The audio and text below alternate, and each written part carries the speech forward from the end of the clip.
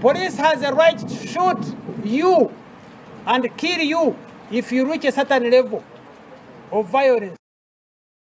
Ensi ng'oggyeko eyazaaliddwa eggulo sisuubira nti osobola okwerabira ennaku z'omwezi 18 ne 19 Novemba omwaka gwa 2020 Uganda Police n'ebitongole ebyokwerinda we byasanjagira bannayuganda abawerera ddala oba abasukka mu 200 ne bagendezera kumwa n'okutuuka olunaku olwaleero ebiwundu bannayuganda bikyabali ku mitima we tutuukidde olwaleero ng'ennaku z'omwezi 18 tujjukira baganda baffe abattibwa n'embeera eyatuukawo mu kiseera ekyo bino bigenza okutuukawo nga bannayuganda abawagira Robert Kyagulanyi Ssentamu bali mu kupookyeza mu makomera olunaku olwaleero ebigambo si birungi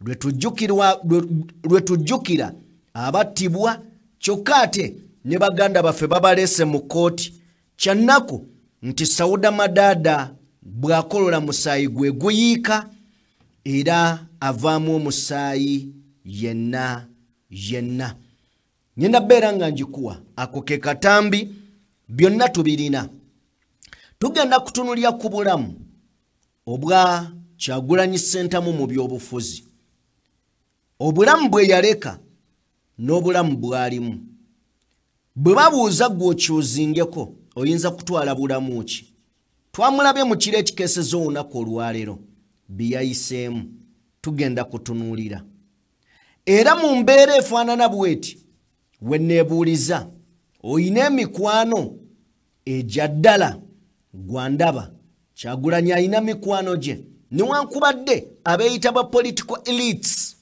oba abategeera nnyo ebyobufuzi bano tebaba recognizinga naye Kyagulanyi bano bakkiririzaamu be baba ab'okullo ku mutima tugenda tunuulira ebintu bingi olunaku olwaleero mu nsonga endala ze tugenda okubeera nga tutunuulira ku bantu abattibwa mu 2018 ne 19 Novemba Mwami Museveni yavaayo n'agamba abamu ku bano bagenda kuweebwa ssente okusobola okubeera nga bava ku ebyo ebyali bibatuusiddwako oba ebyali bituusiddwa ku bantu baabwe tetujja kulema kubeera nga tujjukira omukulu kati omugenzi General Eritu Mwine eyategeeza ensi nti poliisi erina olukusekula amasasi singa obaako level gy'otuukako eya violence tugenda kubeera nga tutunuulira abagambibwa okubeera abavubuka ba NRM and indeed nga bambadde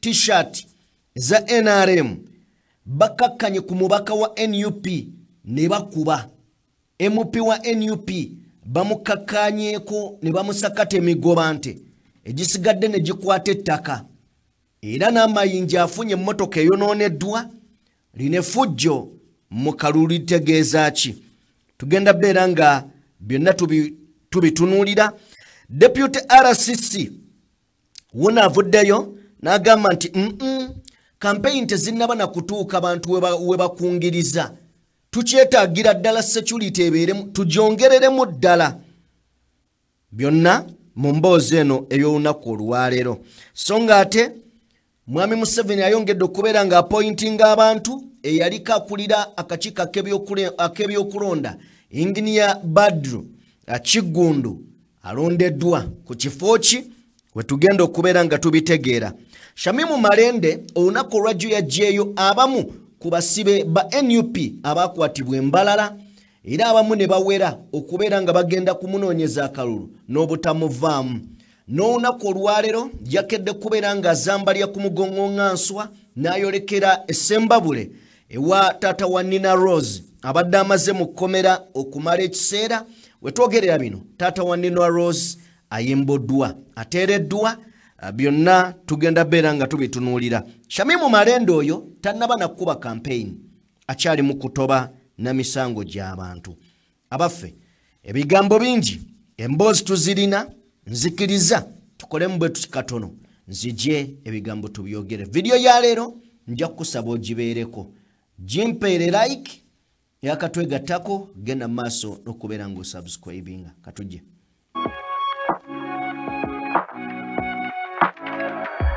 DPTV Uganda, Dawn People Television. Weewaawo nkwanirizaako mukwano gwange yonna gy'osinziira okubeera ng'otugoberera. Eno ye DPTV Uganda, yenze Sajjime.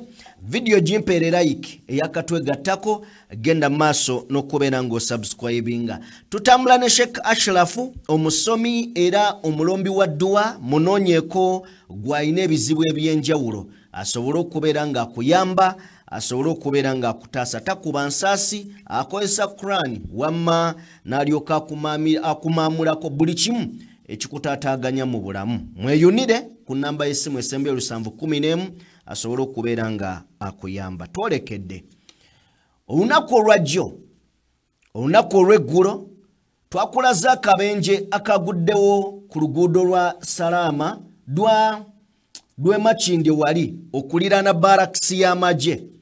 Akabenje kano kafiiriddemu abantu babiri abakafiiriddemu ne baddusibwa mu ddwaliro. Poliisi y'e Katoyo yabatutte okwekebejjebwa.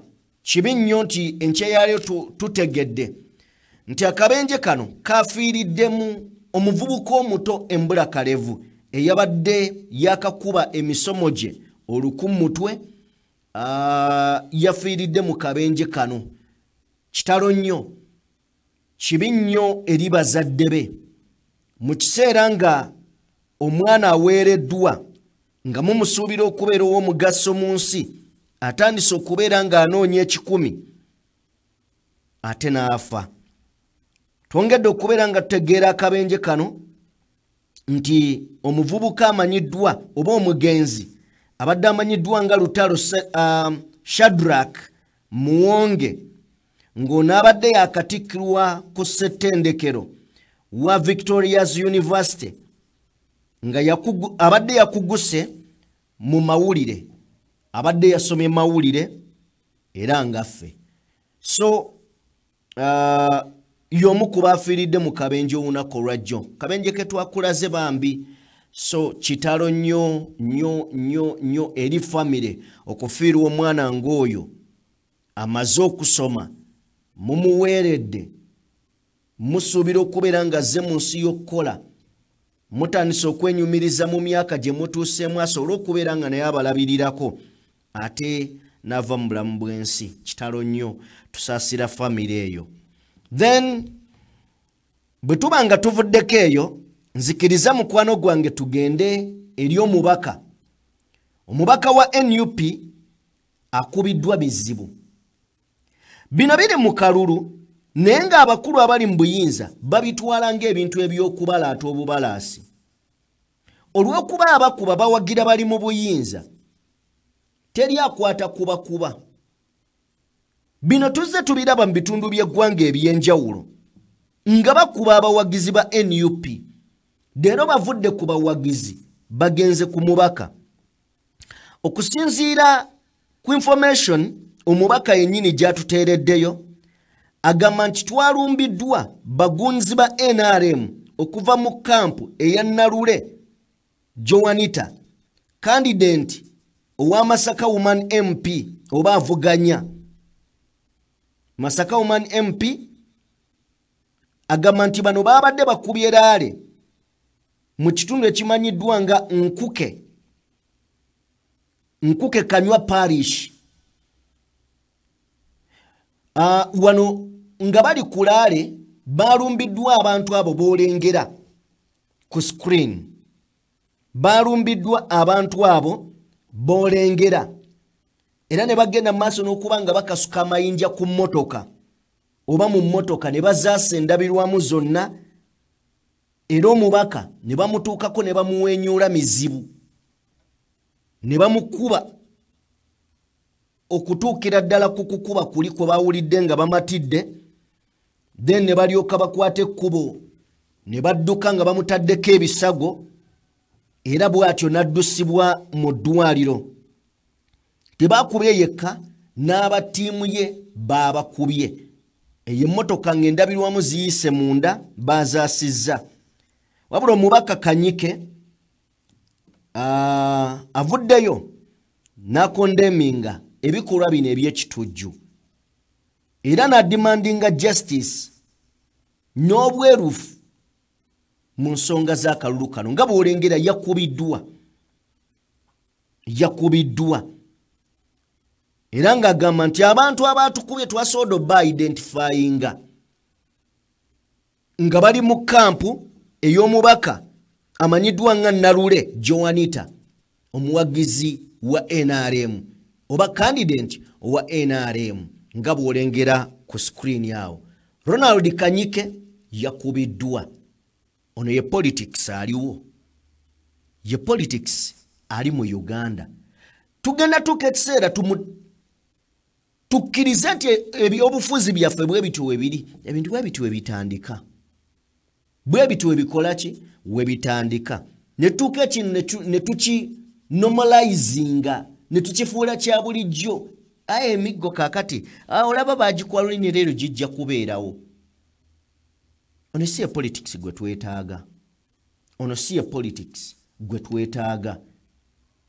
Olumu olowoozamu tulabika twafuna oba abatukulembera baali tebasaanidde okirowoozamu n'omala n'okirekaawo. Then omubaka Ronald Kanyike nga tumumaliriza nzikiriza tugende butereevu nnyo eri omulenzi ono eyayimbye oluyimba olw'enkyukakyuka ng'olabira ddala simanyi mugenda kumbuulira abatulaba muvubuka ono oba lwabadde lulimi ki naye yenna ng'akulaga ky'aliko akyagala akiwulira akikkiririzaamu soka omutuweeko n'ababadde bakulembedde bonna nga yatandiikiriza mpola ekintu kye ne kimala ne kikwata mutuwe.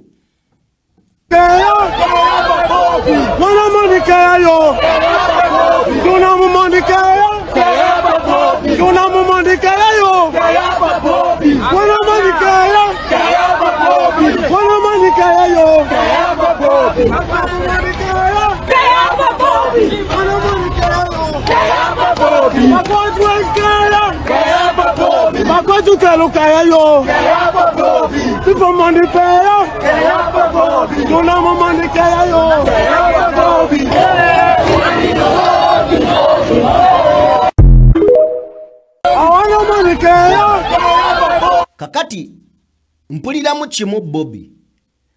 Kakati gwamanyi olulimi luno solo tubuulira ebisooka bibadde bigamba bitya. Abadde ayimbe Bobby naye ate kyandibadde Bobby tekikyuka ekyo. Abadde ayimba people power naye ate people power tozzaako Bobby. Kale kati awo ndi confused. Nekyo nakye mmanyi wadde sitegedde byayimba mpuliddemu Bobby ate nga byassanyu. Kakati ogwo gwe mukwano abantu gwe bayina ku Kyagulanyi. Gwe gubaleeta ne bamusemberera. Oyo bw'omusanga ng'afuuse foot soldier nga bamukwata bamuteeka mu kkomera. Nzikiriza twolekere kubiri mu kkomera. In fact nga tetunnatuuka mu kkomera. Njagala tugende tubeeke ebintu bye tutunuulira. Bobby Wine ekiro ekikeesezza leero yakoze campaign jo ne zigenda bulungi, very successful. N'avaayo ng'agenda okudda ewaka n'ablockingibwa ab'ebyokwerinda nga bakulembeddwamu Afande Mukiibi. We yabadde alina okusula n'atatuuka ne bawalirizibwa okusula awo we baabadde. Ne we baabadde bafunye woteeri esinga okubeera ey'omutawaana, esinga okubeera ey'ebbeeyi, esinga okubeera ey'akabi mu disitulikiti eyo. Byonna mwabirabye tetugenda biddamu. Naye njagala tuwulirize just akatambi kano. Ombuulire gwe kikyoyiga mu katambi kano. Kikyoyinza okuyigamu. Oli wali ye Bobby ali mu kwesenera nva n'empunga. Ono Dan Magic yakoze ku by'okufumba embeera gye balimu ogiraba. Awo Kyagulanyi we yasuze n'ebirala. Tuwe katambi ako. Tujja bulya naawe. Tujja kulya tutakulayi. Kojja jangu fe boy. Kyogamba waliyo n'engeri yabo caayi. Chai kiriya. Tujja bbiri nze mumpe ebyange nje ndye wano. Ali busaabala wano omukulembeze. Yeyo awo kamwocha. Emadyokolo tewalina njawulo ne waffe Gomba. Tewalina njawulo n'ebitundu ebirala byonna. Era nga bw'olabye wali abantu bangi nnyo wali bizinesi bajjayo ebirime abavubi bavuba n'ebirala ebifaanana bwe bityo. Naye ekiremesa kakati wano nina ebintu bibiri byenjagala twogereko.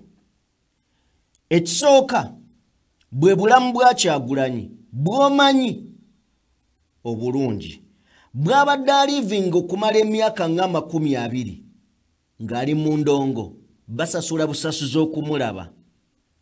Now wano waali ali wano sinti lwakuba birita bisobola abisobola naye yabyerekereza n'abireka eyo najja alwanirire gwasulanga awoolaba we yasuze. Kubanga obulamu bw'Abannayuganda tetuli 5 miliyoni tubalire ku 5 emiliyoni 30. In fact emiliyoni 38 zisula bwe zityo. Emiliyoni 38 basula bwe batyo. Kati yavaayo gye yava najja alwanirire igwe omunaku kuba ye asula walala najja kulwanirira. Naye osanga omuntu n'omutunyangaga Bobi Wine yeenoonyeza bibye. Biki byatalina ebyo byenoonyeza? Twogere nga tuli b'amazima. Biki byanoonya byatalina? Hoteli ki mu nsi eno gy'atasobola kusulamu? Mmere ki gy'atasobola kulya? Nyumba kika ki gy'atasobola kuzimba? Motoka ki gy'atasobola kuvuga? Nsi ki gy'atasobola kuyingira mu budde bwonna bw'ayagalira? Na katunuulira gye yasuze. Ekintu ekyakye nasobola okubeera nga ntegeera mube n'emikwano egyammwe egya ddala nga tofaayo bantu bamwogerako kyoyo mukwano gwo. Bobi Wine alina abaana batambula nabo nga bali willing okukola kyonna okulaba nga mukama waabwe alyoke. Kyovula ne mu kaseera ak'akazigizigi ak'ekiro Dan Magic yabaddewo okufumba ekyokulya kuba amwesiga badewe. Era ya preparinze ebyendya mu kiro. Era omukulembeze najja n'alya. N'abaana babeera ku ttiimu ye bonna ne balya. Weetaaga okuba n'emikwano. Nkimanyi ba elites abo abeefuula abamanyi era abayivu baagala okukakkanya Bobi Wine olw'aba foot soldier. Ne ba foot soldier beebo mikwano gye egya ddala. Nti okwesiga bali abamanyi okufumba abakola biki yesiga Dan Magic we wano. Naye abaffe lwaki omanyi mu Buganda bagamba nti bw'ofuna kaabirako ate gwe kaabira ddala, bw'ofuna akukaabirako munywanyi gwe kaabira ddala. Leero nga Bannayuganda miliyoni 38-39 tusula nga mbizzi, tufukula bufukuzi we tusula, ng'ofunye omuntu ayina obulamu obusembayo okuba obulungi. Buli muntu mu nsi eno bwe yeegomba atulwanireko, ffe twandibadde tulwana nnyo kubanga guno gwe mukisa oguliwo okufuna omuntu ng'atufaanana. Bonna ababaddewo tebatufaanana. Nkiddamu, bonna ababaddewo tebatufaanana. Tuyina omuntu atufaanana kuva wansi. Kyovala abasirikale bwe babadde basiba neeti ne bagambya kino ngenda kukikola. Just nti bulamu bwakyuka mu bukyusi, niye buno bwe bulamu mwe nnali mwe nakulira. Tuyina omuntu atufaanana. Twandibadde tukozesa omukisa guno Bannayuganda okubaako kye tukola. oyo ayise mu bisirike eyo wansi mu biwonvu asuze mu mpompogoma yasobola okutegeera Uganda bweri n'agiwa n'ekituufu kyesaanidde okubeera kuba akimanyi era akirina. Njagala tugende tutunuulire Bobi Wine yaani mu bufunze obw'ekitalo. Njagala otuwe ku nnyumba za Bobi Wine. Bobi Wine yoyo eyasuzaawo. Then gano ge makage waliwo ebisenge nga ne bwaba wali ewaka tebabisulamu. Nga ne bwaba wali ewaka tebabisulamu. Ennyumba eyo kirooto kyange naawe ndaba. Nkiddamu eyo ennyumba kirooto kyange naawe ndaba. Nenge ebirooto bino birabika bizibu okutuukako nga tulina gavumenti eno. Kkiriza nange. Batono nnyo abagenda bituukako.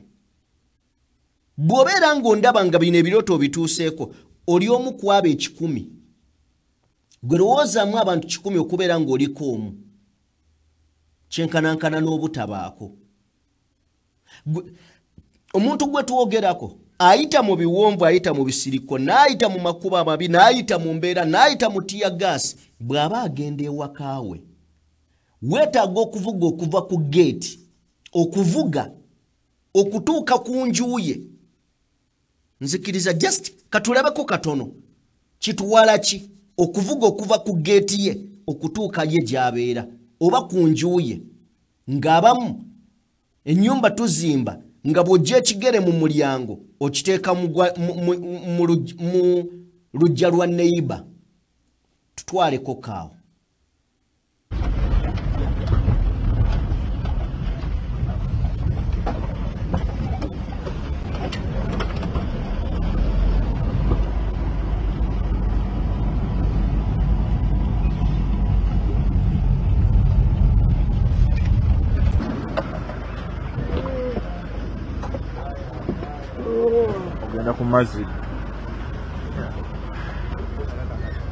Awo wonna babadde bavuga just kuva ku kkubo lye ne bayingira ne bavuga ogenda paka ku nju.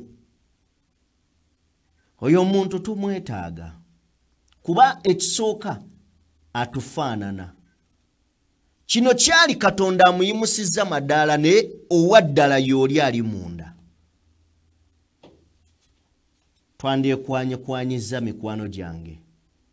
Ne tumanya nti tulina omuntu tuyinza obutaddamu kufuna muntu atufaanana nga Kyagulanyi atuyiseeko. Bino mbibabuulira mazima. Kyova olaba abaana bafiirawo. Niyo okumanya bafiirawo n'abataagala kuva mu buyinza bamanyi kyekitegeeza nti buli muntu yeegatta ku Kyagulanyi yeegomba Kyagulanyi okuviira ddala kuba amulabyeko nga mu nnaku okutuuka mu bulungi bw'aliko. Kyokka ate kati n'addayo mbumpipi kati ali wayindinga katambi. Daba gye yasoze. Kituleeta ku mboozi ey'abatufuga n'engeri gye batwalamu bannayuganda. Buli munnayuganda agamba nti tukyuse obuyinza akomekkerera nga baganda baffe mu kadde kano abali emabega w'emitayimbwa. Leero bakomezzaawo ba political prisoner. Achirewo Kivumbi, Eddie Mutwe, Alex Waiso Mufumbiro, niyo mulala Bobby Giant, n'abaana bonna Doreen Kaija ne Sauda Madada n'Olivia Lutaya. Lwaki Olivia Lutaya bamulese alinako omusango gwa unlawful drilling. Naye njagala wekkaanya akatambi kano. Oyinza okukaaba amaziga. Sauda Madada avaamu omusaayi. Muye. Bwekkaanya Sauda Madada azimbye ebigere. Neebuuza regime ene eyagala omwana ono amale kufa oba abaana bano eyagala bafiire mu kkomera. Njagala tulaba akatambi kano. Njagala tulaba akatambi kano fenna katuwe.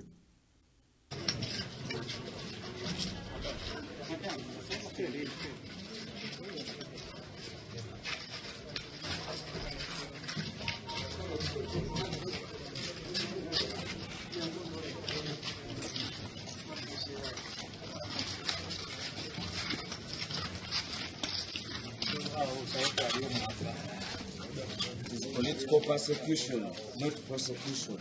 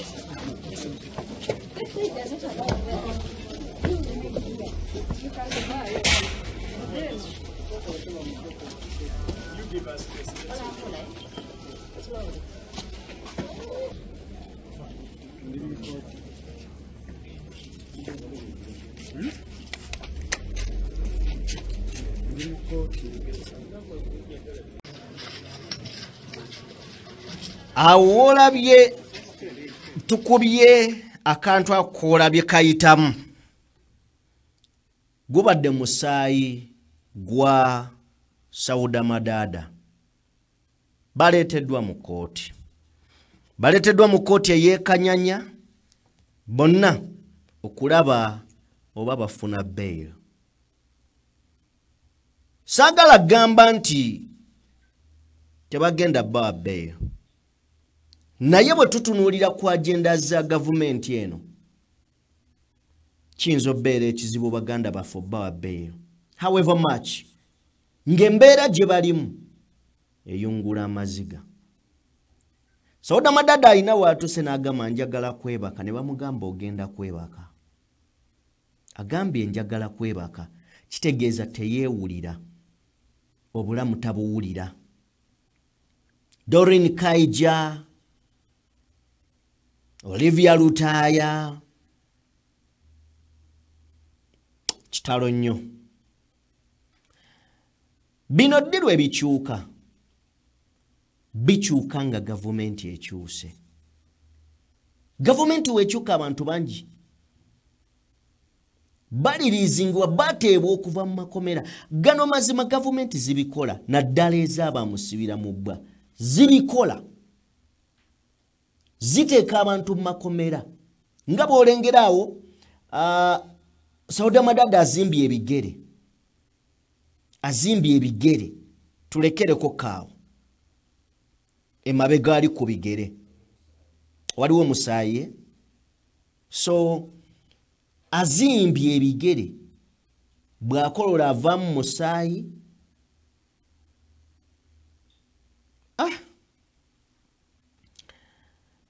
Kitalo nnyo, kitalo. Nekino bannayuganda be balina kiyimiriza si Kyagulanyi, kubanga bannayuganda be balemererwa okukiyimiriza ekigenda okuddako kubeera nga buli nju evaamu omuntu omusibe. Kubanga ojja kubeerayo nga tebinkwatako omwana wo bamutwale, bijja kukwatako. Oba okitegedde, bijja kukwatako oba oyagala oba toyagala. Byebyo biri eyo baleeteddwa, tulinda tulabe oba bafuna bail. Leader of Opposition Joel Ssenyonyi wali bulungi nnyo, ne bannamateeka ba NUP bonna batuusedde okulaba nga abaana bano bafuna bail. Doreen Kaija mukulembeze era yeesimbyewo era bamunoonyeza bamukuyegera obuwagizi nga taliiyo, ng'era Alex Waiswa Mufumbiro n'abalala bangi abali mu makomera amalala. Muganda waffe Masaba yesimbyewo ku bwa MP naye ali mu kkomera. N'abalala bangi. So tusaba nti we tunaddira nga tulina amawulire amalungi ku baganda baffe bano. We tunaddira mu mboozi endala nga tutegedde ensala ya kooti, katusabe tufune ku mawulire amalungi. Now tuveeyo tuddeyoko mu mboozi eya Bobi Wine. Bobi Wine afulumye wooteeri okwolekera gy'agenda okubeera ng'akuyega abalonzi olunaku olwaleero. Era nga agenze mu bitundu ebya agenze mu bitundu mpaka gundi Robert Kyagulanyi Ssentamu olunaku olwaleero ayolekedde ekitundu kya Zombo ne Nebbi. Nebbi eno kandidenti waayo Electoral Commission yamuwanduukuludde era bolekedde kulangirya mukyala wa Eddie Kenzo Nyamutoro nga ali unopposed. Bino byonna bikolebwa naye ategeera ng'otegeera omanyi lwaki bikolebwa. Sisuubirayo muntu yenna ategeera kugamba nti NUP nafu. Osobola okutegeera influence ya state engeri gyekolamu ebintu byayo. Then Kyagulanyi afulumye mu kayumba we yasuze nga bw'okalengeraawo. Nenga of course abantu basuzeewo ebweru nga bamukuumye. Abantu basuzeewo nga bw'otunulira n'omuddo gwakaze mu kiro ekyo. Bw'atyo afulumyeyo munnamungi w'omuntu newankubadde ng'ebyokwerinda bibadde ate binywevu ddala ddala. Bw'atyo n'ayolekera emmotoka ye okusobola okubeera nga yeeyongerayo. Bw'avudde awo asobodde okubeera ng'agenda ndabyeko emboozi ya Namutyaba ng'atuwaako ku what happened mu kiro okutuuka we bukedde. Ndabye ne kumakya Namutyaba akedde kukwata ku kiwunga n'ebyennyanja nti awo baliraanye ennyanja. So ne balyalyako omutuweeko Namutyaba. Bano basuze bamukuuma. Kirungi nnyo nti twafunye omukisa wadde embeera yabadde bwetyo naye Abannayuganda be twasanze eno babadde reception yabadde nnungi nnyo. Twatuusa bamu kuba twasuze mu motoka, mwalabye abaana basuze ku street ku biwempe, mwalabye abasuze ku mikeeka, basuze ku bukutiya. Naye ekirungi abantu batulabiridde, batuwadde amazzi ne tunaaba ne batuwa, abamu bavudde ne mu luumuzi zaabwe nga bafulumamu ne bawa abaana ne beebaka. So embeera yeeyo naye nga gyetwagala okubasaba tetugenda kugamba nti twasuze mu kubanga wali Abannayuganda nga balina equal rights, si balina eddembe lyerimu naffe obulamu bw'ebbanga lyonna nga bwawangaaliramu. So okusookera ddala nebaza pulezidenti nti takoze bya kulembeze ebyokubeera obubeezi nti byakiyita mu lujja biwaliise ebyokiyita mu lujja. Atuukira ddala ku bantu be n'ategeera embeera gye bawangaaliramu. Museveni kino ekifaananyi takiina. Tosobola kugamba abantu ba Madiokolo mbeera gye bali Museveni n'agitegeera kubanga tatuukayo eno. Afuna bufunyi nnyonyi n'alinnya helikopita n'emusula w'emusudde n'astage nga abantu babamusombera babasangawo naye nga tamanyi exactly what they go through. Naye twebaza pulezidenti waffe nti asobodde okutuuka ku buli muntu Munnayuganda. Era ekifaananyi kya Uganda ekituufu akirina oba okyagala kibuuza omukulembeze waffe addako Kyagulanyi Ssentamu Robert mpozi n'akase banaye pulezidenti ayagalayo ku ssente za campaign. Mwalabye yazzeemu kiyalinga ku pages ze ku Twitter ne ku Facebook. Mwongere support nga temukoowa teri yalina koowa ssaawa eno. Nina kenkedde okugamba abantu buli Munnayuganda ali eyo ng'omanye essaawa eno tolina kyokola kigatta ku struggle ku Kyagulanyi. Si ye pulezidenti wo noonyeyo pulezidenti wo omulala kubanga buli kyokola kiyamba ggwe era n'okumuwagira gwafunamu kubanga Uganda empya gwagenda ogifunamu. Mugende mutereka akasente bannange, mutereka omutwalo, mutereka 10, mutereka akakadde. Tekiinaamu sitaani, mwongere okusupportinga ate n'abaana be tutambula nabo bannaye. Bano abaana bangi nnyo pulezidenti batambula nabo. Of course yeetaaga eggaali. Pulezidenti yeetaaga eggaali, tanoonya kaluka bwa tali ku bwa kansala, tanoonya bwa MP, anoonya bwa pulezidenti bwa ggwanga. Alina okuba n'eggaali ng'eri 10 n'abaana mu basupportinge. Bw'oba oliawo ng'olina ennamba y'omuntu mukubireko. Mugambe kwata ekitwalo kyambadde wuuno omwana tava ku kamera bikaseera abeera ng'ali bwa 24/7. Tosobola kubeera ng'okera bukezi kulaba nga teweebuuzaako data amugjawo. Muyanze nti data okozesa wa wiiki mmeka, okozesa GB mmeka wiiki. Ozimuteereko tolina kyofiirwa. Yes, indeed, and absolutely. Sente zo zeetaagisa. Ne kali kakonyeeko nti amazima gali mwami Museveni embeera eri eno tagimanyi. Bwayita mu bunyonyi ye n'agenda. Tamanyi bantu baawo mbeera gye bayitamu. So, muyambe ku baana abali ne president. Mubayambeko. Then njagalaawo tuveewo. Tusobole okubeera nga tweyongerayo. Bwe tuba nga tweyongeddeyo, katwolekere in fact, atuwaddemuko badde nkaleseeyo. Soko katuwerumu. Yasuze mu hoteli ne yaginyumyako.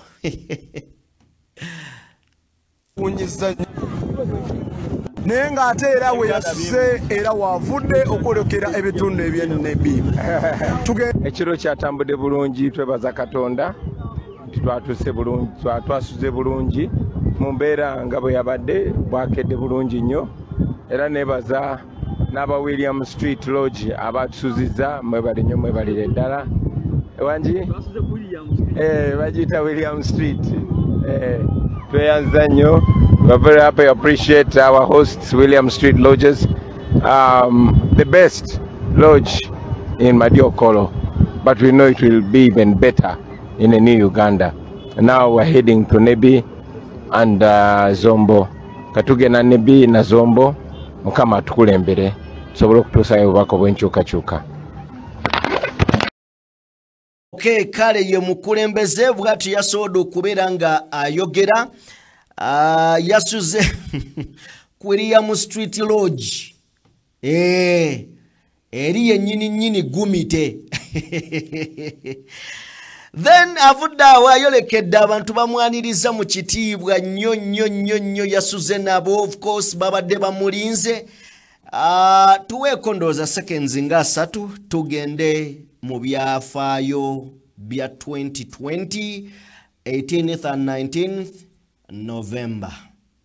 Kyekigenda mu maaso eri pulezidenti akatundu ke yasuzeemu Joshua akubutuse ora ali mu kuva uwo yasuze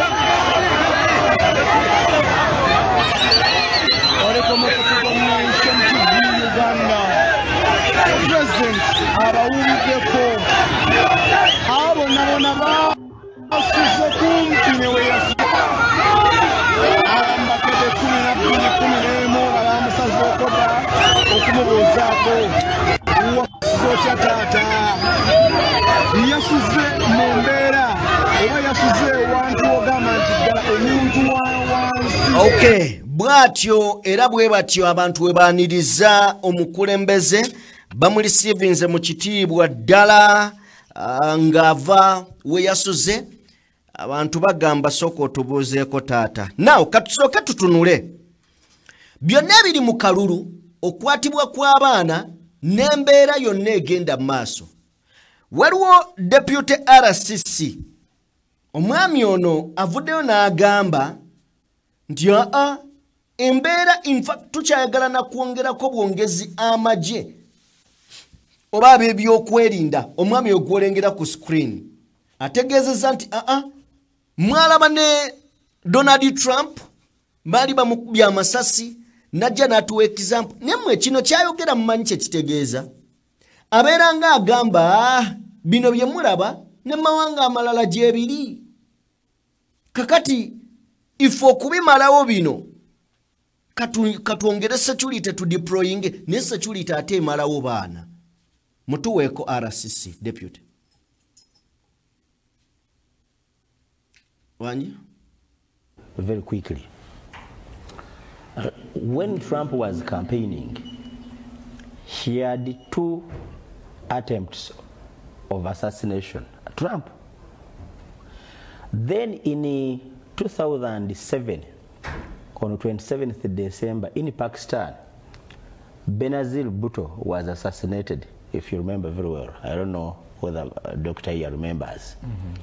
And for us in Uganda, we have got all of those case studies of attempted assassinations, and we must ensure that we deploy, whether you call it heavy, whether you call it what, to ensure that all of the candidates are protected and everybody is protected. Okay, so kakati nga bwakyogedde obukuumi tebugaanibwa naye bano be badeployinga abayitirivu baprotecting ani nga te poliisi evaayo ne ripooti n'etugamba mbu ate be bakuuma baababbyeko ebintu kati ddala poliisi ebeekuuma oba ab'ebyokwerinda bano baba bakuuma bwe kiba nga ky'olina basobola okikuggyako kati bakuumani oba bakuuma ki bwe kiba nga kituufu kye balina baakibaggyako batya era bakuuma ki kubanga tegeeza bwe baba basobola okukuggyako ky'okutte mu ngalo basobola n'okukuggyako b'olinaawo kitegeeza ono deputy RCC ayogera bogus Garcia. Then tujano ntufuna omwana ow'obuwala ayina ebigambo byayogedde and indeed nenzikiriziganya naye bulungi nnyo tufune ebigambo bye tujje. Thieves are conniving, criminals are conniving. Ugandans, when will you also connive and work together to shut up oppressors in this country? For them, every day they are conniving. You now see the parliament, Anita Among, working closer with Museveni, the judiciary. We have political prisoners. People's kids, mothers are dying when their husbands have disappeared. People are being left orphans, not because their parents died, but because this government has abducted them and taken them away. But we just sit and fold our hands. Ugandans, first, when shall we ever speak up in this country? Now recently I see 30 NRM MPs running unopposed, not because other people did not stand up in those constituencies, no, but because the NRM and Electoral Commission have chosen to frustrate anyone standing. And you think it's this usual NRM cadres? No, it's the most corrupt, the regime apologist ones. Anita Among, Nyamutoro, who talks more of her husband than works in her docket, Eddie Kenzo. And now those are the people that are coming. Tayewa, during the parliamentary exhibition, these are the very same people who are stealing chunks of money. That woman's dress, Anita Among's dress, could pay fees for like 100 children in this country, in a school, a UPE school, or even a good school. But we just sit, and yet thieves are conniving every day. Ugandans, we need to sit and say enough is enough. Even us, we need to work together. When you see activists being persecuted, say something about it. You've seen that over 100 Nook people were arrested during campaign, but you're quiet because you feel safe. You're scrolling on your TikTok, but one day it's going to be you. How shall people make noise for you when you can't make noise for others? Okay, kale ye muwala oyo. Omuwala oyo y'omu gwe twalaze ejjo mu katambi kubali be baakwata oba okajjukidde akatambi be baakwata nga bawakanya ebyamuwozo okutwitinga byatwitinga.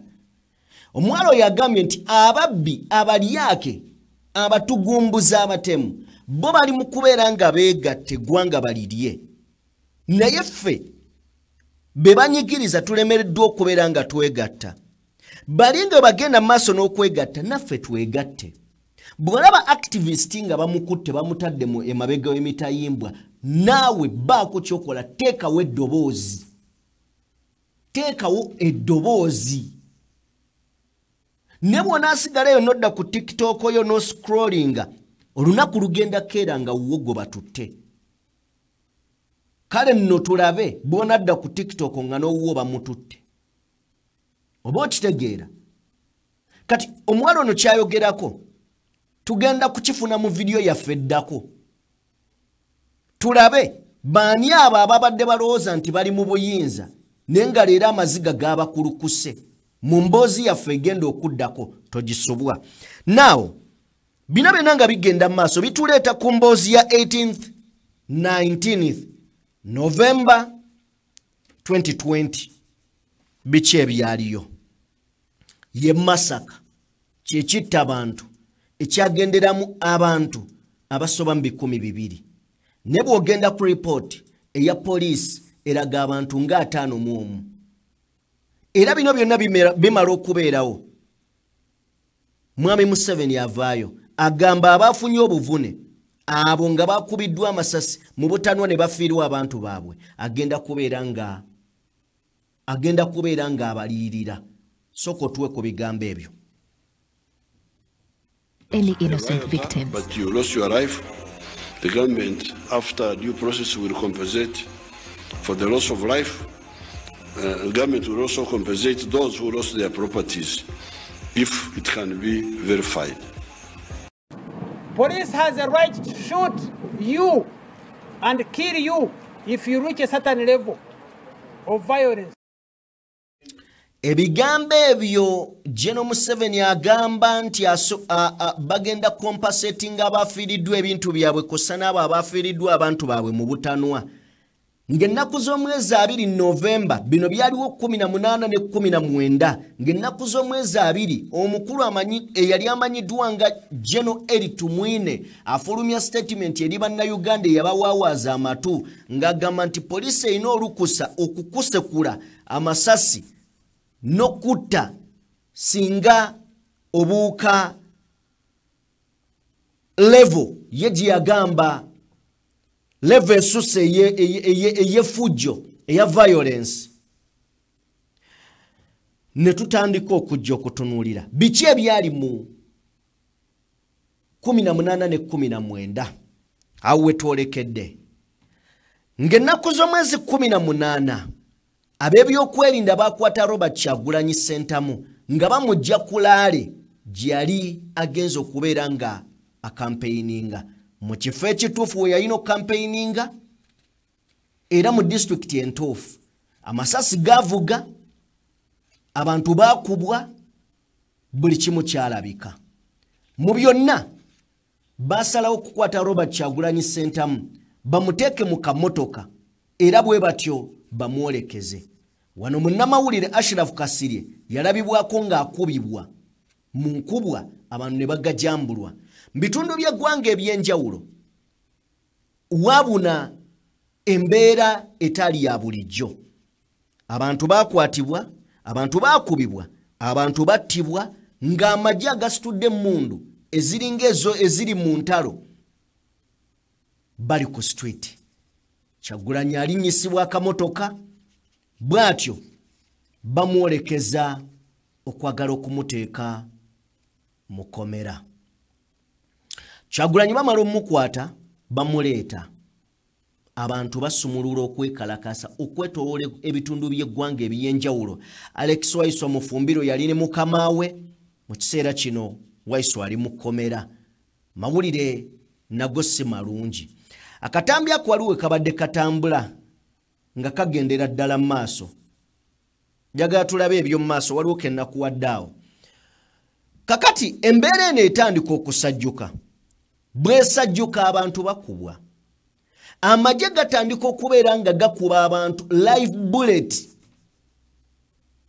bullet. Abantu nga bafa.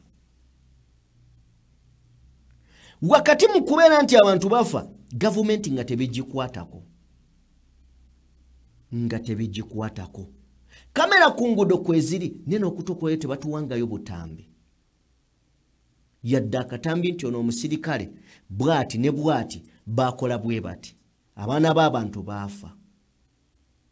Tubadde tutunuulira emboozi ya Samia Suluhu omwafiiridde abantu abasoba mu 2. In fact sina 2. Abantu baafudde mu 10. Then ne Uganda wano abantu baatokomoka. Abantu baafa ne tulaba emmotoka za poliisi nga ziri mu kutugumbula abantu ku street batyo. 18, 19 bino mbikuwa ng'olunaku olwayo ziri ennaku z'omwezi 18 era bwali bweruti ng'abantu bali mu kuttibwa ku street z'ekibuga Kampala n'ebitundu by'eggwanga eby'enjawulo. Bwali bwe buti ng'abeefuula oba abeeyita abakuumaddembe bali mu kutirimbula bannayuganda bannaabwe ku makubo. Tekyagana bannayuganda kwekalakaasa. Polisi yapondoka neyimbula Robert Kyagulanyi Ssentamu. Nadde ewaka embeera nekkakkana. Egenda okukakkana ng'abantu abasoba mu 200 baluguzeemu obulamu. Tulujjukira olunaku olwaleero ng'ennaku z'omwezi 18. Bituuse ng'era tuli mu kalulu. Embeera yeeyo. Situgenda gisukkakaawo yadde n'akatono. Bingi ebyalimu bye tutagenda kuddamu kubeera nga tukuzannyira olw'omusaayi n'ebiki ebyalimu ebingi byonna katubyerekereze. Bwe tuvaako awo oyo ye mwami gwe bayita Sweet Pepsi gwe babadde bakulagako kaawo yakubwa bubi nnyo. N'akola n'akayimba yali mukwano gwa Kyagulanyi nnyo ng'ovudde ku ki nga womanyi wabeera ne bakyalibe babeeraawo bwe batyo. Kati n'oyo yali omu ku banywanyi be Sweet Pepsi. So tetujja bigendamu nnyo tuveeyo. Then Shamimu Marende twamukulazo olunaku olwajjo nga ayambyeko banna NUP abali batwalibwa mu kkooti ey'Emubende nga bateereddwa. Batwalibwayo 5 bateereddwa bonna. Basooka ne bata 2 n'abalala yabajjeeyo jjo. Nga bwe nakugamba nti Shamimu Marende tannajjako mu kalulu. Abavubuka abo we baavuddeyo eggulo bambi beeweze okusinziira ku ngeri gy'abayiriddewo omubiri. Tuweekokko ku maloboozi gaabwe. Chiro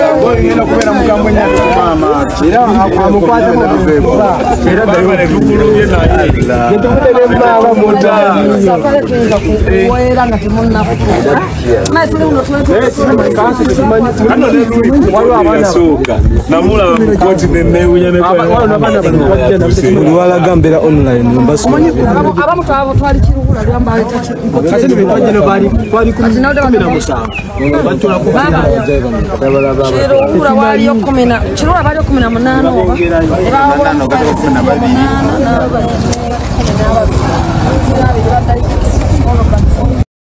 Okay, kale ye Shamimu Marende bambi nagambye tannawummula bwe yavuddaawo ate yakalakase lugendo lw'Essembabule.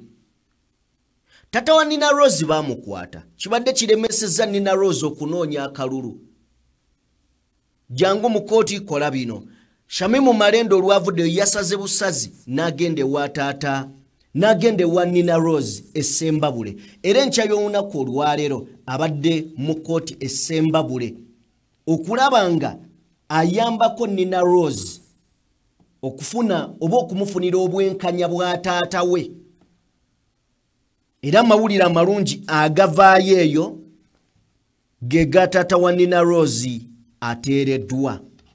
Amawulire agava mu kkooti Essembabule tata wa Nina Rose yoyo ateereddwa era kati alya butaala toyina ky'omugamba mu kaseera kano.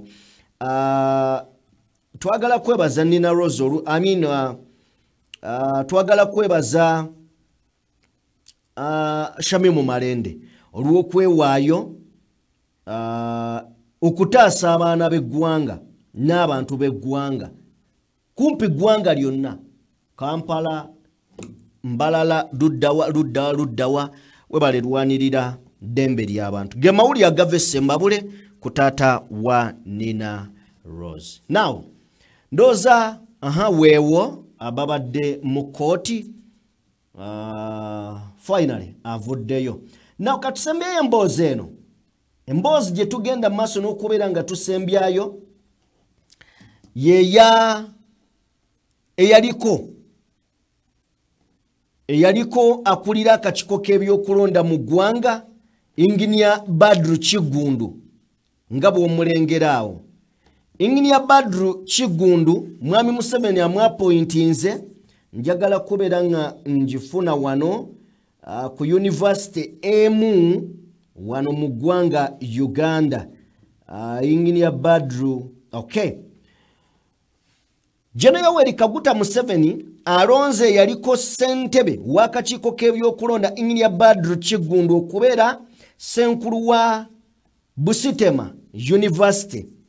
Kitegeerekese nti Engineer Kigundu anaatuuzibwa ku buvunaanyizibwa buno ng'ennaku z'omwezi 28 omwezi guno ku University ey'e Busitema. Bamuappointinze okubeera eyo okulira University ya Busitema. Now kakati nze njagala kwebuuza kibuuzo. Abayizi abasomera ku ssomero lino kiki kye bagenda okuyiga ku Kigundu? Kubanga ensi etunuulira Kigundu nga atawa democracy ekitiibwa. Enfuga ya rule of law agirabisa ndali.